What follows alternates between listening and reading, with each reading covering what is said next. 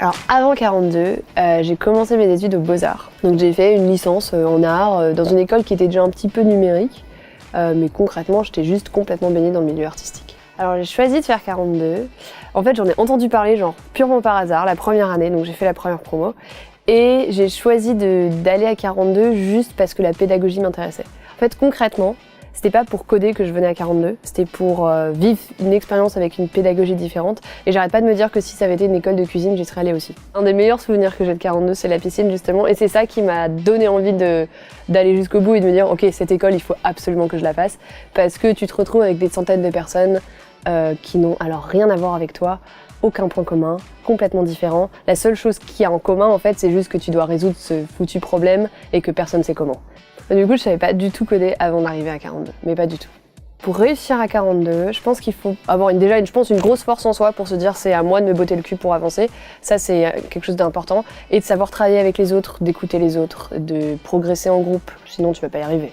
Et l'école m'a appris deux choses. Une grande confiance en moi. Par exemple, je pense que je pourrais travailler dans n'importe quel domaine et démarrer n'importe quel projet parce que je me dis quelque part que je dois juste m'adapter et pouvoir apprendre quelque chose de nouveau et ça, je sais le faire. Et ça, c'est 42 qui me l'a appris.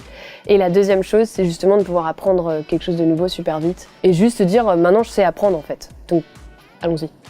Puis il faut forcément qu'on ait plus de femmes dans le numérique, mais il faut qu'on ait des gens qui viennent de plus de milieux différents. Si t'as pas de diversité dans une équipe ou dans des gens qui travaillent ensemble, comment est-ce que tu veux pouvoir innover et trouver une solution hors du commun si tout le monde pense pareil? Enfin, ça a aucun sens. Donc forcément, il faut plus de femmes dans le numérique, mais pas que, il faut plus de tout.